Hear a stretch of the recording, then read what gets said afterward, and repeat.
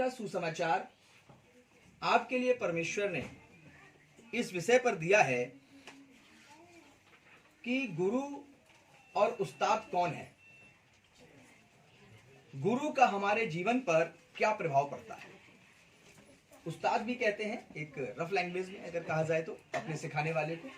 तो गुरु उस्ताद कौन है और गुरु का हमारे जीवन पर क्या प्रभाव पड़ता है, तो आज पवित्र शास्त्र से यह हम लोग जानेंगे। और इस महत्वपूर्ण विषय पर परमेश्वर चाहता है कि आप लोग विचार करें कुछ देर तक और इस सुसमाचार पर अपनी आत्मा को लगाएं और जानें कि आखिर उसका प्रभाव हमारे जीवन पर क्या होगा। जिस संसार में हम रहते हैं यहाँ पर अनेक प्रकार के गुरु हैं। जिस संसार में हम रहते हैं यहाँ पे अनेकों प्रकार के गुरु हैं, जैसे हमारे माता पिता, शिक्षक, कार्यों में सहायता करने वाले अथवा सत्य का मार्ग दिखाने वाला। कई गुरु हमारे जीवन के अंदर आते हैं, किंतु हमें ज्ञात होना चाहिए, हमें पता होना चाहिए कि जिस गुरु पर हम विश्वास करने जा रहे हैं क्या वह वास्तव में गुरु है अथवा नहीं। हालेलुया। जिस गुरु पर हम विश्वास करने जा रहे हैं क्या वो वास्तव में गुरु है अथवा नहीं। ऐसा तो नहीं कि हमारा निर्णय गलत साबित हो और जिसको अपना गुरु और गुरु कहने जा रहे हों उसको संपूर्ण ज्ञान ना हो। इसलिए गुरु वही होता है जिसको संपूर्ण ज्ञान होता है, आदि और अंत, अल्फा और ओमेगा जिसे पता होता है। तो इसलिए गुरु को सबसे ज्यादा सोच समझकर और बुद्धिमानी के साथ और प्रार्थना के साथ परमेश्वर से मांगना चाहिए। हालेलुया। गुरु को पूर्ण ज्ञान होना चाहिए, इस बात पर क्या आप सब भी सहमत हैं? अगर आप सब भी सहमत हैं तो क्या आज तक आपने अपनी जिंदगी में गुरु बनाया है? अगर बनाया है तो आप आशीषित हैं, और नहीं बनाया है तो थोड़ा विचार करें कि क्या आपकी जिंदगी के अंदर वो संपूर्ण ज्ञान रखने वाला एक गुरु है कि नहीं। आज हम लोग गुरु के वचन की शुरुआत जो है वो पहला यूहन्ना से करते हैं, और पहला यूहन्ना निकाल लीजिए उसका 2 चैप्टर और 21 वर्सेस, और इसके साथ निकालिए इब्रानियों की किताब 4 अध्याय और उसकी 13वीं आयत। इब्रानियों 4 का 13, पहला यूहन्ना 2 का 21। इन दोनों में से पहले आयत पढ़ें इब्रानियों की। इब्रानियों 4 का 13 निकालें। सृष्टि की कोई वस्तु उससे छिपी नहीं है। जो आपका गुरु बनने के लिए आया है और जिसको आप अपना गुरु बनाना चाहते हैं उसके लिए उसके अंदर सबसे पहला गुण ये होना चाहिए कि सृष्टि की कोई बात उससे छिपी ना हो। अगर वो गुरु जिससे सृष्टि की कोई बात छिपी रह गई तो वो गुरु नहीं है और गुरु का आदर पाने के योग्य भी नहीं है। लेकिन गुरु ऐसा होना चाहिए जिसको सृष्टि के विषय में सब पता हो और कोई बात सृष्टि की उससे छिपी ना हो।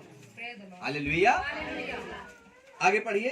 वरन जिससे हमें काम है उसकी आंखों के सामने सब वस्तुएं खुली और प्रकट है। और जो गुरु बने, जिसको हम गुरु बनाएं, उसकी आंखों के सामने सब चीजें खुली और प्रकट होनी चाहिए। हालेलुया। हालेलुया। उसी को आप गुरु बनाएं। जैसे कि एक व्यक्ति था, उसने कहा मुझे कोई रास्ता पार कराएगा। तो एक व्यक्ति आया, बोला मैं पार कराऊंगा। बोले चलो भाई। बोले क्या करूं? बोले मेरे कंधे पे हाथ रख। रास्ते में चले चले, सड़क पे रुके, बोले रुक जाओ। चले, आवाज आई आ, फिर आवाज आई ला। तो जो बेचारा अंधा था जिसने कंधे पे हाथ रखा था, तो जिसने रखवाया था कंधे पे हाथ, सबसे पहले तो वो गटर में गिर गया, उसके पीछे अंधा भी गिर गया। अंधा बोला भैया ये बताओ तुम भी गिर गए? देखा, बोले हाँ भैया मैं भी गिर गया हूँ। बोले यार तुम कैसे गिर गए, तुम्हारी तो आंखें थी।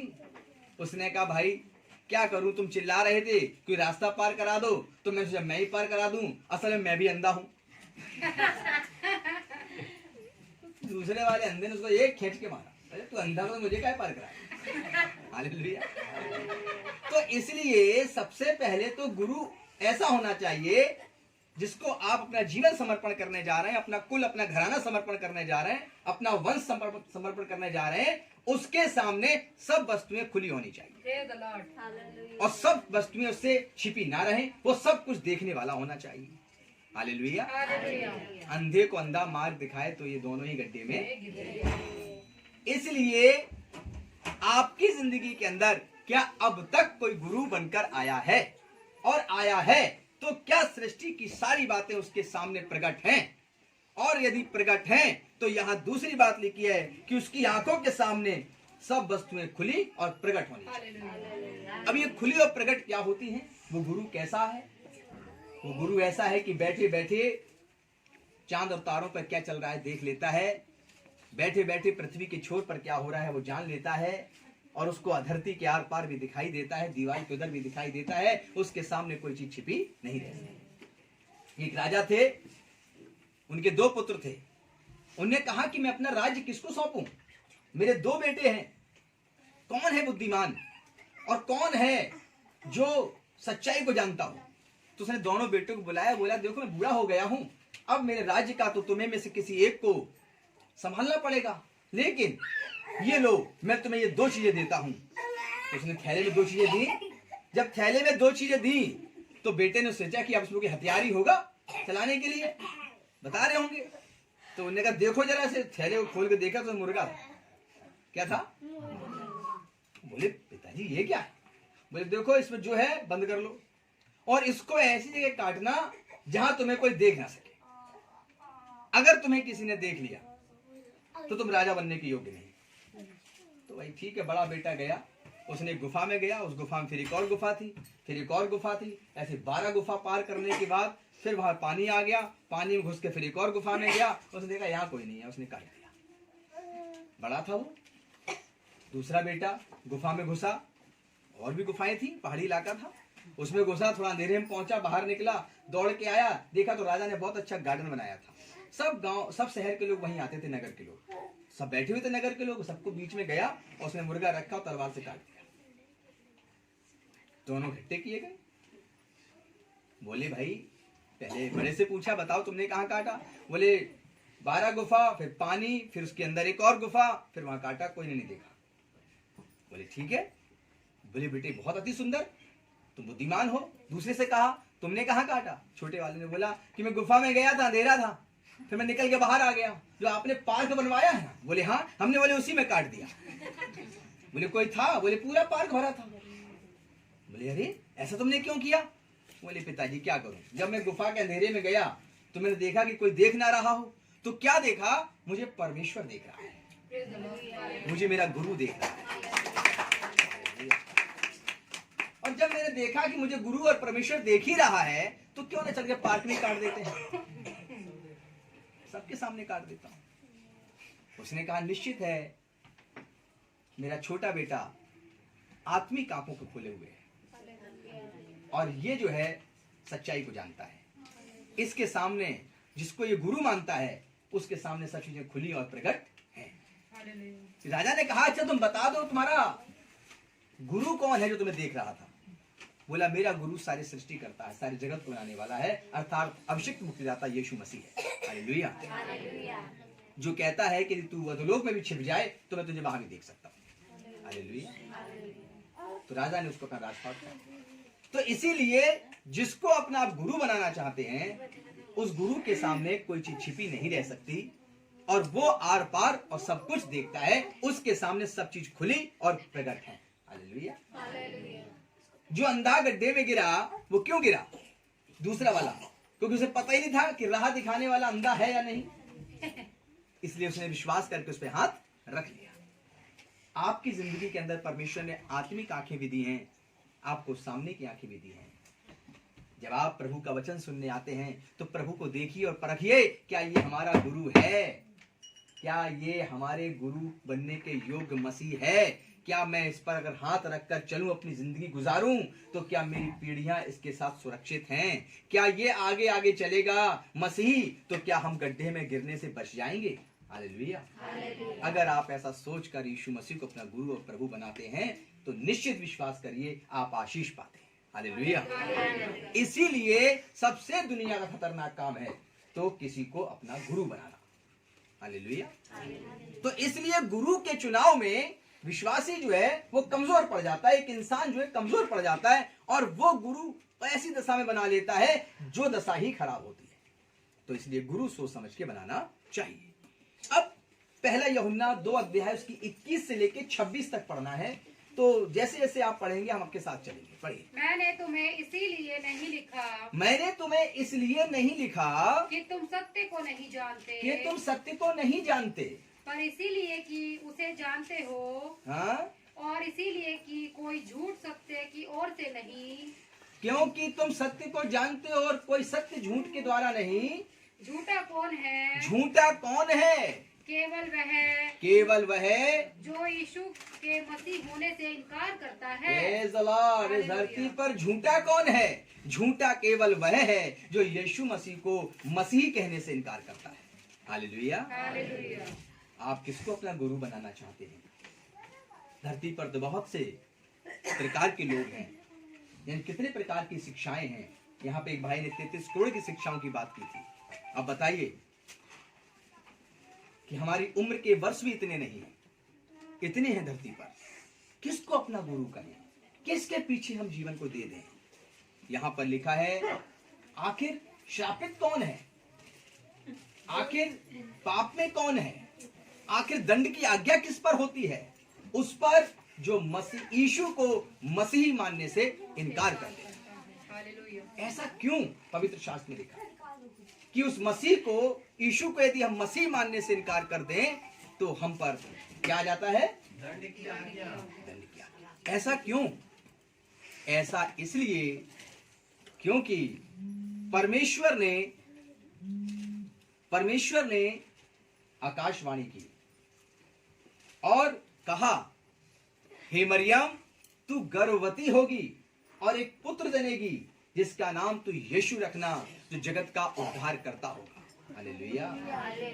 मेरे प्रिय लोगों, आज आपके सामने ये सवाल जो मैंने खड़ा किया है, इस पर आपको विचार करना पड़ेगा।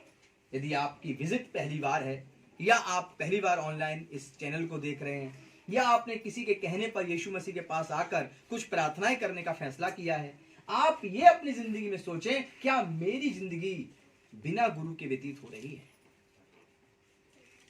अगर ऐसा है तो आपकी जिंदगी में अधूरापन है। आपको सबसे पहले गुरु की तलाश होनी चाहिए और आप जिसको गुरु बनाते हैं हम उस पर पूरा भरोसा करते हैं। क्यों करते हैं? क्योंकि गुरु की आंखों से कोई चीज छिपी नहीं रहती, उसके सामने सब चीजें प्रकट और खुली रहती हैं। हालेलुया। अब हम लोग देखते हैं इसकी 22 आयत को। जो कोई पुत्र का इनकार करता और है, जो कोई यीशु मसीह का, जो परमेश्वर का पुत्र है, उसका इनकार करता है, उसके पास पिता भी नहीं, उसके पास परमात्मा भी नहीं है, परमेश्वर भी नहीं है। हालेलुया। बहुत से लोग कहते हैं कि हमने गुरु तो संसार में बना लिया है। हमारे गुरु सफेद वस्त्र पहनते हैं, कोई कहता लाल पहनते हैं, कोई कहता काले पहनते हैं, कोई कहता हमारे गुरु का स्थान यहाँ पर है, कोई कहता पंजाबी बाग, कोई कहता राजेंद्र प्लेस, कोई कहता राजा गार्डन, कोई कहता है किसी धर्म स्थान का, कोई पहाड़ों का, कोई जंगल का, कोई समुद्रों के पार का नाम लेता है। कहते हैं हमारे गुरु यहाँ पर है। लेकिन गुरु, मैं फिर कहता हूँ, वो गुरु जिसके सामने सब बातें सृष्टि की छिपी ना रहे, सब कुछ खुली और सब कुछ प्रकट होनी चाहिए। यीशु मसीह कहते हैं, यदि तुम मुझे गुरु और प्रभु कहते हो तो तुम ठीक ही कहते हो, क्योंकि मैं वही हूँ। हालेलुया। क्या वो गुरु के योग्य है? क्या हम उसको गुरु बनाएं तो क्या हमारा जीवन सफल होगा? आइए हम लोग देखें 23 आयत को। जो कोई पुत्र का इनकार करता है, और जो कोई यीशु मसीह का, यानी परमात्मा को तो मानता है, परमात्मा शब्द भी लेता है अपने मुंह से, खुदा खुदा भी कहता है, गॉड गॉड भी कहता है, लेकिन वो यीशु मसीह का इनकार कर दे तो उसके पुत्र का इनकार करता है तो उसके पास पिता भी नहीं, उसके पास परमात्मा भी नहीं है। हालेलुया। हालेलुया। एक जगह पर गया तो वहां पर एक ट्यूबलाइट लगी थी। मैंने कहा रात हो गई जल जाएगी, दिन में हो सकता है लाइट ना आती हो। रात हुई तो फिर वो गैस वाला एक होता है, उसमें कुछ बांधते हैं मेंटल और उसे जलाते हैं। जला दी हमने, भाई ये लाइट आज आती नहीं क्या? तो बोले नहीं, ये तो हमने ऐसे ही लगा रखी है एलईडी सब, कि जब कभी मेरे गांव में ट्रांसफार्मर आएगा सभी जल जाएंगे। बड़ा अच्छा घर था, 2 मंजिल का घर बना और ये सब कैंसिल लाइट वगैरह सब उन्होंने लगा रखी थी बढ़िया सी दम से, मतलब सीलिंग भी उन्होंने बहुत जबरदस्त करा रखी थी, सीलिंग के अंदर लाइट सब कुछ। तो मैं रात को जलती होंगी, रात हुई तो वो गैस का जला दिया उन्होंने सिलेंडर। मैंने कहा भाई ये जलाई क्यों नहीं? बोले जब कभी मेरे गांव में ट्रांसफार्मर आएगा तो ये सब जल जाएगा।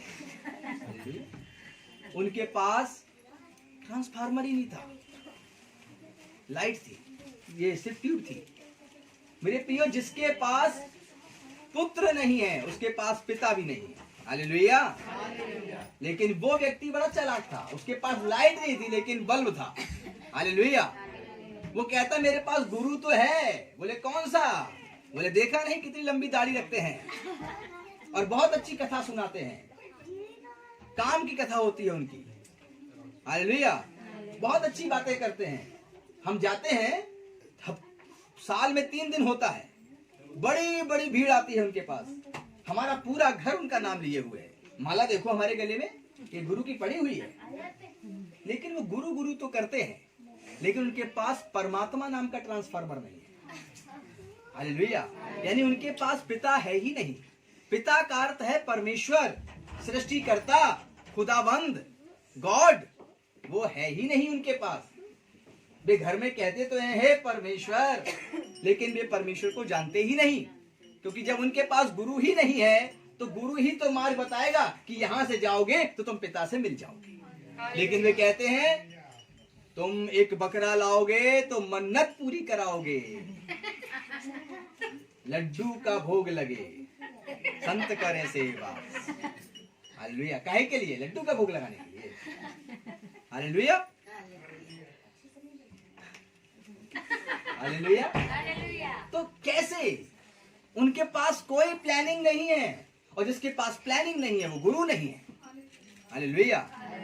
और जिसके पास प्लानिंग है कि कैसे हम इनको पिता से मिलाएं, कैसे हम इनको परब्रह्म परमात्मा का ज्ञान कराएं, वो है हमारा आपका गुरु। इसीलिए हमारे शास्त्रों में लिखा है गुरु ब्रह्मा गुरु विष्णु। कोई जानता है आगे? गुरु साक्षात परब्रह्म महेश्वराय नमः। आगे भी है इसका कि गुरु ब्रह्मा से बड़ा है, विष्णु से भी बड़ा है, और महेश जो पालनहार उससे, जो संहारक है उससे भी बड़ा है। हालेलुया। ये शास्त्र कहते हैं, हमारे वेद, हमारे पुराणों के अंदर लिखा हुआ है, भारत के अंदर, कि गुरु जो है वो इन सबसे ऊपर है। और नहीं मानते तो कक्षा 1 से लेकर 10वीं तक तो पढ़ने वाले बच्चे बैठे ही होंगे, जो अब जवान हो चुके हैं, बूढ़े होने वाले हैं, जवान। हालेलुया। एक बहुत अच्छी चौपाई सुनी होगी, गुरु गोविंद दो खड़े काके लागे पाए, बलिहारी गुरु आपकी गोविंद दियो बताए। गोविंद का परमात्मा से लगाया है लिखने वाले ने, और फिर कहा कि गुरु है और परमात्मा भी खड़ा है। पहले किसके पैर छूने चाहिए? तो वो बेचारा वो चेला जो था वो असमंजस में पड़ गया, मैं पहले किसके पैर छूं? तो लिखा है कि स्वयं परमेश्वर कहता है कि मेरे नहीं, तुम गुरु के पैर छू। हालेलुया। क्यों? बोले गुरु ने ही तो ये रास्ता बताया है कि तुम मुझको जान सको। मैंने तो पढ़ा है, क्या आपने भी पढ़ा है? आपने भी पढ़ा है। अगर वही गुरु हमें मिल जाए तो कहते हैं अच्छा धर्म बदल दिया, अच्छा क्रिया कर्म बदल दिया। तो फिर ये चौपाई का अर्थ क्या रह गया जिंदगी के अंदर? तो आखिर हमारे आपकी जिंदगी के अंदर एक गुरु का होना बेहद जरूरी है, और गुरु की पहचान होनी चाहिए। एक व्यक्ति था, उसने कहा कि गुरु की पहचान होनी चाहिए। बोले हाँ। वो गया एक जगह, उसने देखा कि एक इंसान है, उस घर में उसके सिर्फ 1000 रुपए थे। उसे देखा, 1000 रुपए लेके गया, 1 महीने बाद उसे 10 लाख करके लाया। उस व्यक्ति को गुरु चाहिए था। उसने कहा ये कितना समझदार और मेहनती आदमी है, 1000 ले गया था व्यापार करने के लिए, 10 लाख करके लाया, मैं इसी को गुरु बनाऊंगा। उसने बहुत अच्छा घर बनाया। उसने गुरु जी हैं बताओ, हम भी आपको गुरु मान गए हैं, आज से हमारा जीवन आपको समर्पित है, ये बताओ कि ये 1000 का 10 लाख कैसे बना दिया। उन्होंने कहा मेरे संग चलना, मैं फिर व्यापार पे जाऊंगा। बोले ठीक है। फिर उसने 2000 लिया, उसने भी 2000 लिया, लेकिन इस बेचारे शिष्य के पास 2000 रुपए नहीं थे। उसने अपने घर में एक सोने की नथ थी माँ के पास, बेच के 2000 रुपए लाया, अपने गुरु के साथ चला गया। गुरु जहां लेकर गया वहां पर ये खेला जा रहा था, जुआ। बोले अरे ये क्या है? बोले यही है व्यापार। उसने बाहर जाके ऐसे हाथ लगाया, बोले किसको गुरु बना लिया? जुआरी को। हालेलुया। बहुत से तो ऐसे थे पत्नी तक को जुए में रख दिया, किसको गुरु बना लिया? और साक्षात बताते हैं फलाने के फलाने मौजूद थे उनके बीच में, लेकिन वे इतनी से ज्ञान नहीं करा पाए कि भाई ये जुआ छोड़ दो, स्त्रियों को यहां नहीं बुलाते, घर में रहने दो। वहां विकराल रूप नहीं दिखाया, लड़ाई झगड़ा कराने का नंबर आया तो विकराल रूप दिखा दिया। वाह, खूब कही। हालेलुया। तो गुरु जिसको बनाना है उसके विषय में आप पूरी तरह से सजग रहिए, उसकी जीवन शैली लिखिए, हालेलुया। सबके नाम लिखिए, और सब लोगों के नाम लिखने के बाद कहिए कि क्या मैं इस व्यक्ति का चरित्र ये कहता है, इस अवतार का चरित्र ये कहता है, अब मैं इसमें से किसको अपना गुरु बनाऊं? हे परमात्मा तू मुझे ज्ञान करा। एक ही आवाज आएगी, यही मार्ग है, इसी पर चल, जिसका नाम यीशु है। हालेलुया। इसी पर चल। और जब ये आवाज आपके हृदय में आ जाए तो आप जान जाना है हम छलने से बच गए। अच्छा हुआ हम छले नहीं गए। बोले काहे? बोले बहुत छलिया बैठे हैं जमाने में छलने के लिए, अच्छा हुआ हम बच गए। हम बहुत छले गए भाई 20 साल, फिर कहीं जाकर हम प्रभु के पास आए। हालेलुया। और फिर मुझे सच्चा गुरु मिला क्योंकि उसने मुझे अपने पास खींच लिया। आपकी जिंदगी में एक सच्चा गुरु और प्रभु होना चाहिए, और वो यदि नहीं है तो मैं कहता हूं कि आपकी अगली पीढ़ी खतरे में है। हालेलुया। हालेलुया। आइए हम लोग पढ़ें 24 आयत को। जो कुछ तुमने आरंभ से सुना है, जो कुछ तुमने आरंभ से सुना है, वही तुम में बना रहे। वही तुम में बना रहे। जो तुमने आरंभ से सुना है, जो तुमने आरंभ से सुना है, यदि वह तुम में बना रहे, यदि वह तुम में बना रहे, तो तुम भी पुत्र में, तो तुम पुत्र में और पिता में बने रहोगे। और पिता में बने रहोगे। हालेलुया।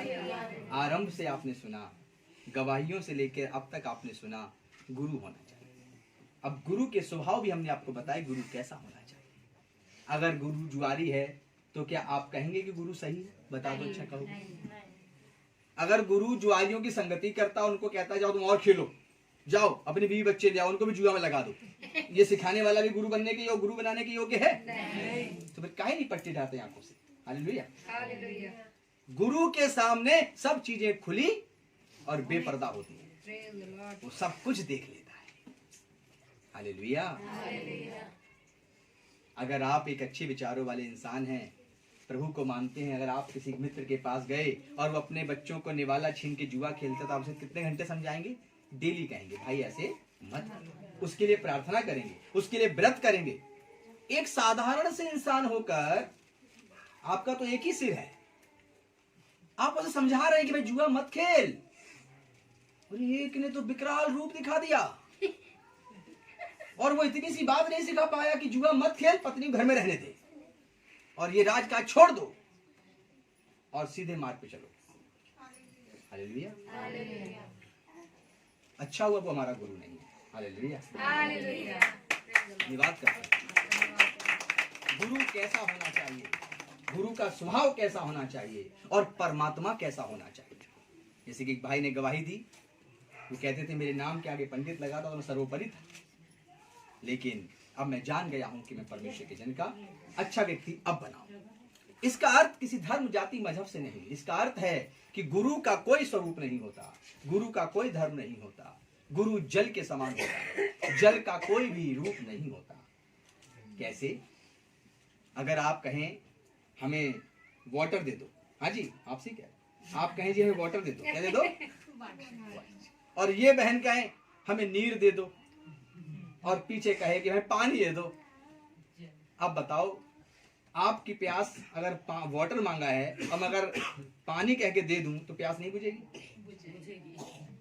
तो यीशु मसीह ने कहा मैं जीवन का जल हूं। बाइबल उसने कहा मैं जीवन का जल हूं। उसे कटोरे में डालिए तो कटोरे जैसा है, गिलास में डालिए तो गिलास जैसा है। हाँ, हिंदुस्तान में आया तो हिंदुस्तान जैसा गुरु बनाएंगे उसे। Hallelujah, hallelujah.